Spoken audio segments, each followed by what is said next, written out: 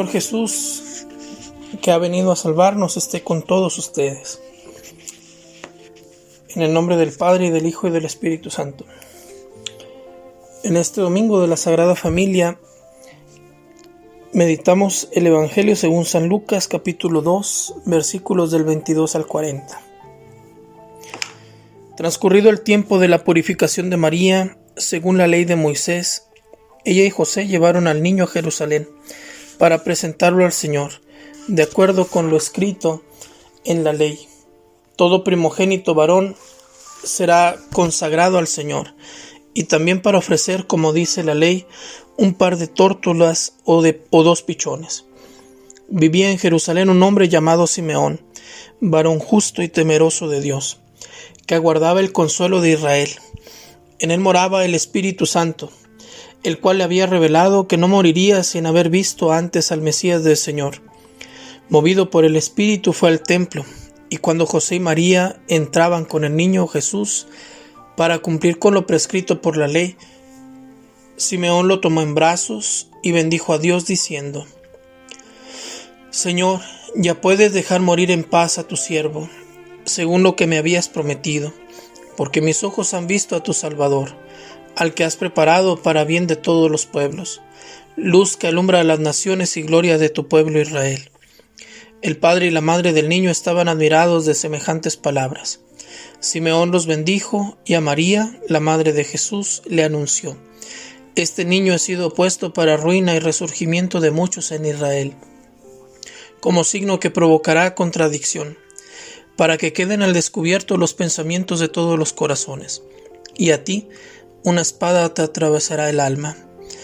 Había también una profetisa, Ana, hija de Fanuel, de la tribu de Aser. Era una mujer muy anciana. De joven había vivido 7 años casada y tenía ya 84 años de edad.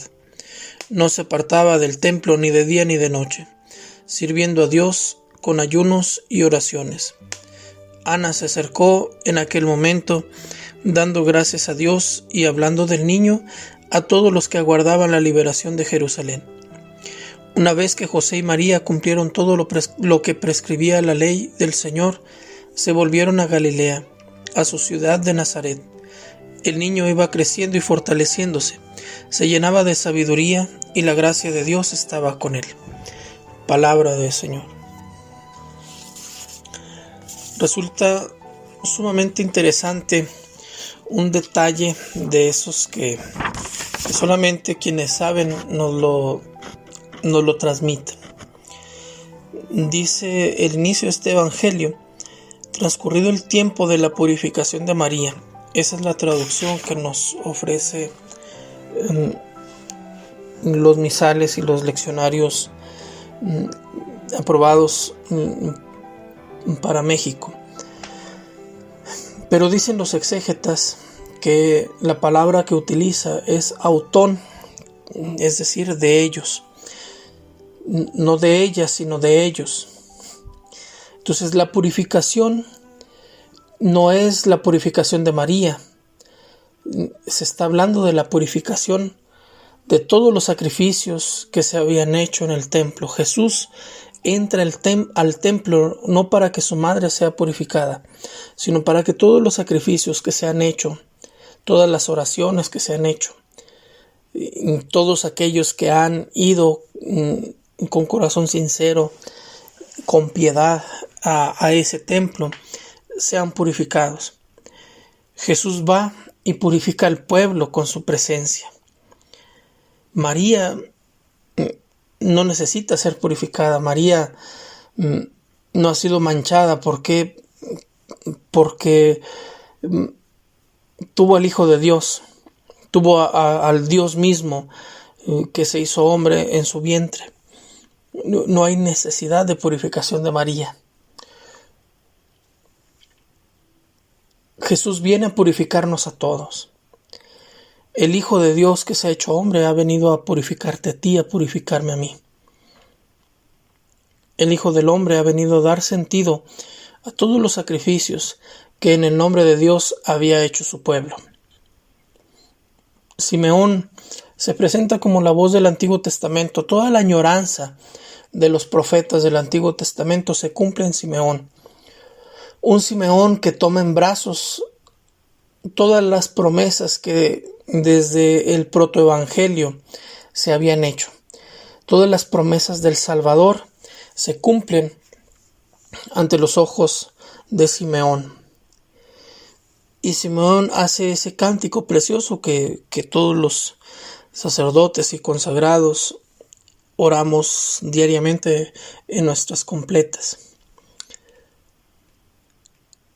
Mirar a Jesús para poder morir en paz. En este año tan terrible en el que hemos tenido que decirle adiós a tantos seres queridos, a tantos conocidos.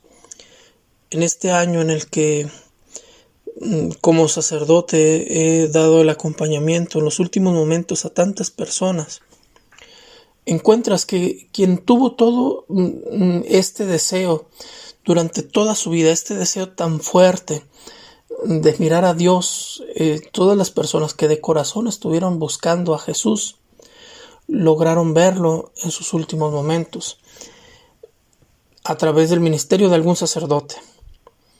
Y entonces ese encuentro con Jesús da sentido no solamente al dolor de sus últimos días, sino al dolor de toda su vida. ¿Cómo es importante?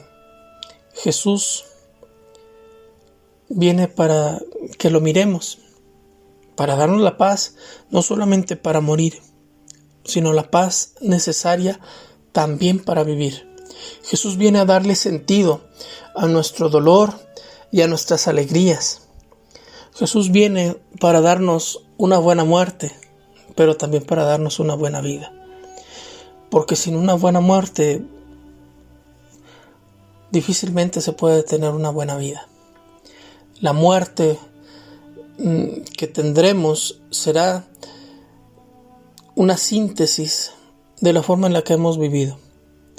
Que el Señor nos permita mirarlo, contemplarlo, ser conscientes de su presencia, de su ser Emmanuel, de su ser Dios con nosotros, antes de morir. Que el Señor te permita en este domingo darte cuenta de la presencia de Dios en tu vida. José y María se admiran de las palabras de Simeón. Es precioso cómo Lucas nos transmite esta capacidad de asombro que conservan José y María. A pesar de los sueños, a pesar de las visiones, a pesar de tantas cosas, José y María no han perdido su capacidad de asombro.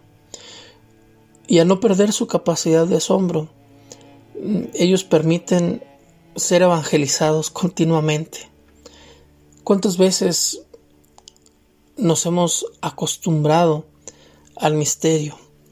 De tal forma que creemos que hemos desvelado el misterio, que el misterio es algo cotidiano.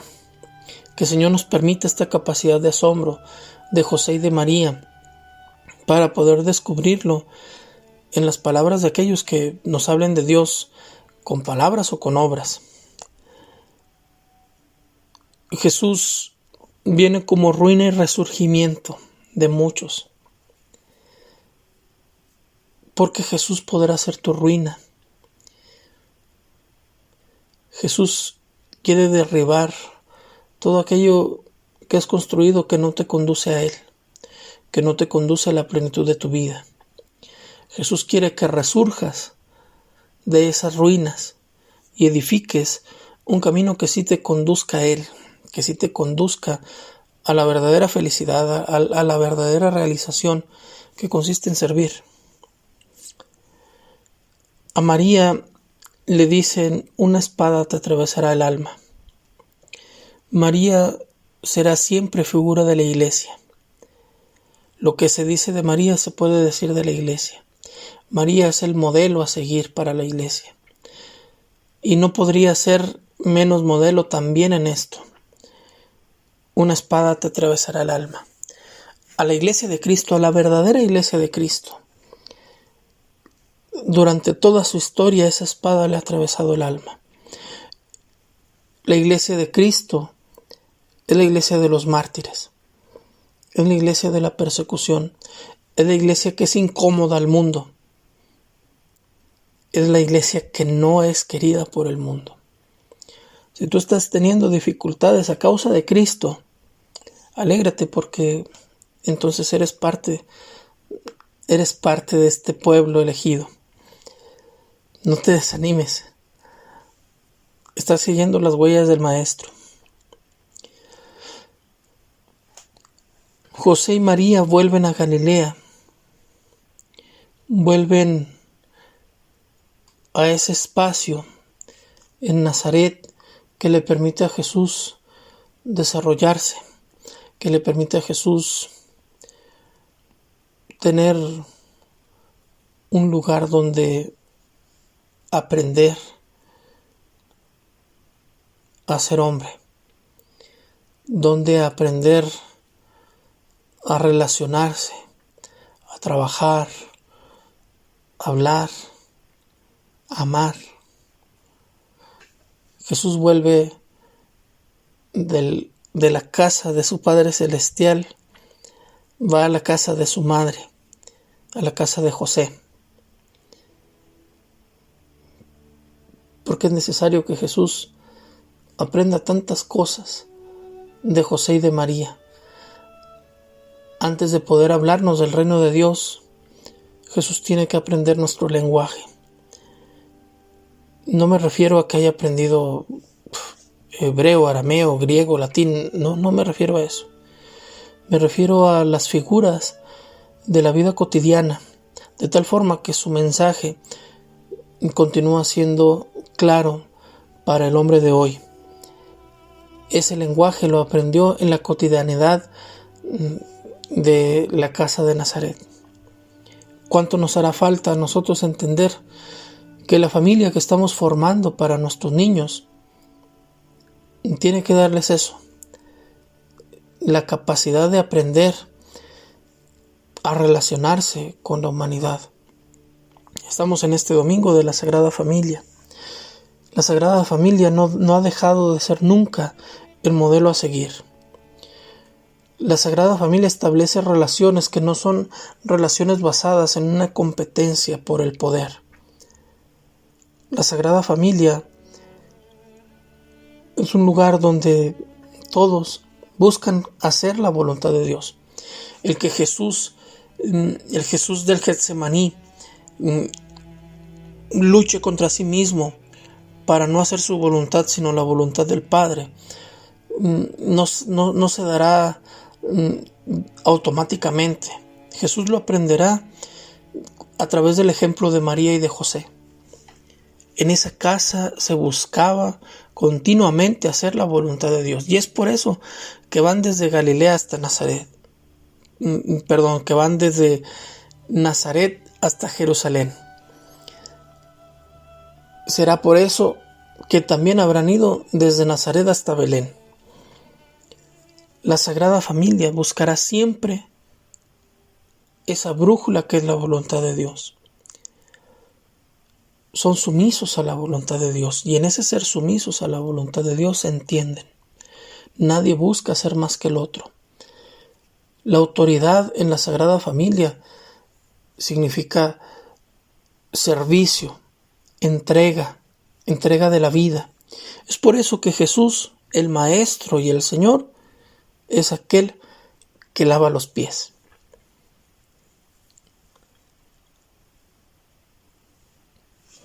La familia, tu familia, es el lugar idóneo para el crecimiento de los niños que pertenecen a ella.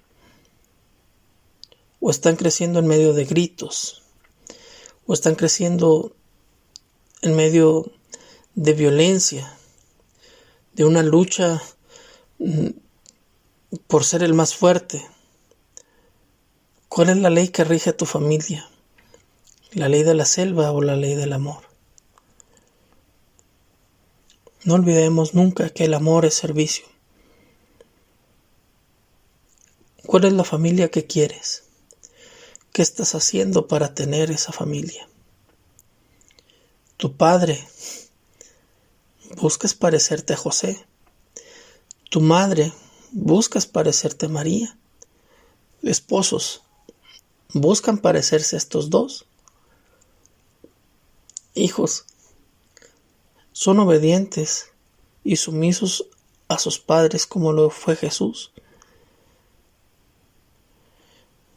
Oro en este domingo por todas sus familias, por todas nuestras familias, que el Señor nos permita buscar no ser servidos, sino servir, buscar comprender al que más sufre, al que más necesita, incluso al que más peca.